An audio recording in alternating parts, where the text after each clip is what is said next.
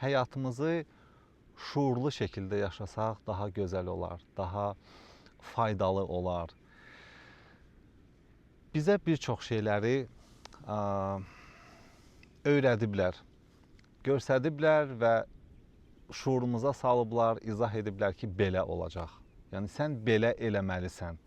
Amma insan artıq bir çox şeyləri anlayanda, şuurlu yaşamağa başlayanda, elədikləri işlərin fərqindəliyini görəndə sən anlayırsan ki, bir çox şeylər o qədər də dedikləri kimi deyil. O mövzulardan biri və elə düşünürəm çox önəmlisi bizim canlıları, yəni bir canlının başqa canlıları yeməyidir. Baxın dostlar, bizim ümumiyyətcə insan çox fərqlənir bir struktur olaraq başqa canlılardan. Bizim zehnimiz var, biz şuurluyuq, biz düşünə bilirik, intellektimiz var. Biz aqressiv bir növ deyilik bu planetdə. Ona görə də aqressiv olmayan canlılar, onlar ət yemirlər. Baxın, misal üçün, aslan təbiətdə ət yeyir. Onun bədən strukturu elədir. Çünki onun mədə-bağırsaq sistemi çox qısadır. O hansısa bir canlını tutur, yeyir, parçalayır və qısa zamanda artıq onu həzm edir. Amma insanın bağırsaq sistemi, bilmirəm, 30 metrdir, 40 metrdir. Düşünün nə qədər universal bir maşınıq biz və biz özümüzü düzgün bəstələmirik. Çünki ət çox ağır bir maddədir. 4-5 saatdan çox mədədə həzm olunur. Bütün sənin enerjilərini alır, gücünü alır, halsız olursan, ət kimin olursan və yenə də biz davam edirik onları yeməyə. Baxın, bu gördüyümüz gözəl heyvanlar əslində burada illərlə yaşaya bilərdilər. Çünki biz artıq bunlardan xeyir alırıq ondan ki, bu bizə süd verir, pendir verir, qaymaq, nələr.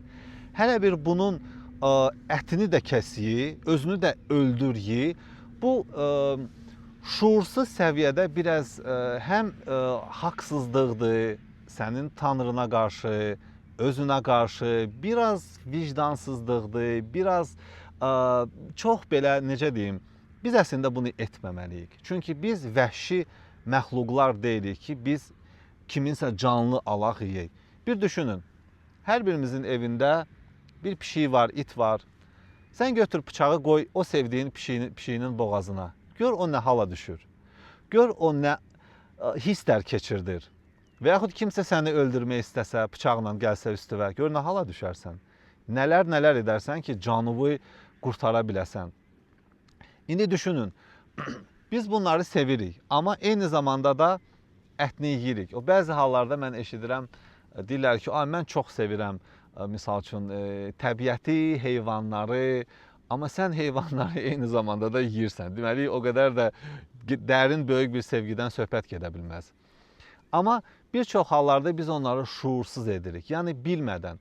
Düşünün, orta əsrlərdə padşahlar və onların nökərləri təxminən eyni il yaşayıblar. Bu bir statistikadır. Yəni, padşah da 90 il yaşayıb, nökərləri də 90 il yaşayıblar. Padşah bütün günü onun üçün özəl olaraq bəslənilmiş mal heyvanlar, qoyunlar, ceyranlar yeyirmiş. Və bütün ömrünü təxminən 40 yaşından sonra xəstəliklər içində keçirdirmiş. Amma onun nökərləri ətin dadını bilmirmişlər. Onlar yalnız təbiətdə olan kartofdur, kökdür, nə bilim nələr, yəni təbiətin bizə verdikləri tərəvəzləri, meyvələri yeyərək eyni zamanda onlar da həmən o 80-90 yaşına çatırmışlar və onların heç birinin həkimi olmayıb. İndi bir düşünün, sənə nə qədər ət ziyan verir? Bu sadəcə olaraq yəni biz şuurlu məxluqlarıq. Bu mənə dadlı gəlir, məni uşaqlıqdan ona öyrəşdiriblər. Mənim valideynlərim də bilmir. Mən onu davam edirəm və belə də heç nəyi vecimə almıram. Onu öldürürlər. Valla mən sizə bir şey deyim də, siz öz gözünüz nə qədər də ət çox sevsəz, öz gözünüzlə sizin qarşınızda, bax həmən o quzunu, o malı kesib öldürsələr, valla siz onu yeyə bilmərsiniz. İnandırım sizi yeyə bilmərsiniz. Siz onu görmürsünüz o prosesi. Ona görə sizə normal gəlir. Bilirsiniz, nə qədər bədənimizə, bizim bu özəl maşına uyğun deyil o qida. Təbiətdə bir çox şeylər var, hansıları ki, sən ətlə bu günləri əvəzləyə bilərsən. Bütün günü ChatGPT-dəsən, onu necə eləyim, bunu necə eləyim? Şuurlu şeyləri öyrən. Bir otur, bax, oxu, ona sual ver ki, mən ət yeməsəm, hansı məhsullar məni canlı saxlayar, güclü saxlayar, enerji dolu saxlayar? Bir çox məhsullar var ki, biz onları əvəzləyə bilərik. Və bu günləri bizim kimi insanlar nə qədər çox olsalar, bir o qədər bu dünyada, bu ölkədə əzab, əziyyət az olar. Baxın, həkimlər o primitiv məlumatı illərlə təkrarlayaraq deyirlər ki, yox, sən ət yeməsən, arıqlayarsan, nə olarsan? O inəyə baxın, necə canlıdır, necə güclüdür. Sizcə o ət yeyir? Yox. O ətin heç dadını bilmir.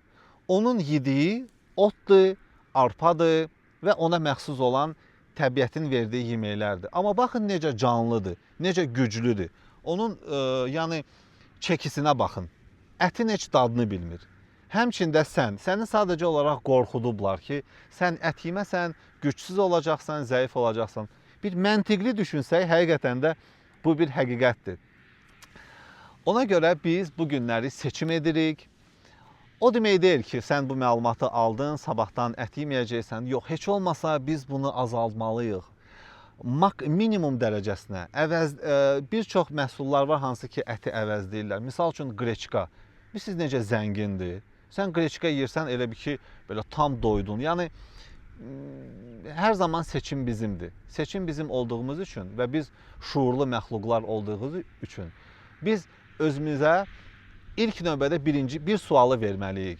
Mənim ruhum gəlib bu planetə. Mən karmik həyatımı yaşayıram. Yəni mən kimisə öldürərək, hansısa canlının həyatını alaraq özümü bəstəliyim, özümü qidalandırım. Bu nə dərəcədə düzdür səncə sənin Allahın qarşısında olan qaytardığın borclara və yaxud bu kainatın qanunlarına? Məncə oturub məntiqlə, şuurlu düşünsək, biraz sanki üst-üstə gəlmir də. Mən kiminsə bu günləri qanını töküm, öldürüm və mən eyni zamanda da xoşbaxt olmaq istəyim, huzurlu olmaq istəyim. Yox, qətiyyən sən huzurlu, xoşbaxt, sevinc dolu, sağlam ola bilmərsən. Əgər sən bu günləri hansısa canlının, hansısa varlığın qanını tökərək, onun ruhunu alaraq qidalanırsan, bəhbəh deyirsən ki, mən ətsiz yaşaya bilmərəm, belə ifadələr var, hansılar ki, çox belə şuursuz olaraq səslənir, mən ətsiz yaşaya bilmərəm və s. Adi, sən bir dənə təbiətdən gülü qırmaq istəmirsən, yəni onu da etmək istəmirsən ki, sən onu yaratmamısan, sən ona can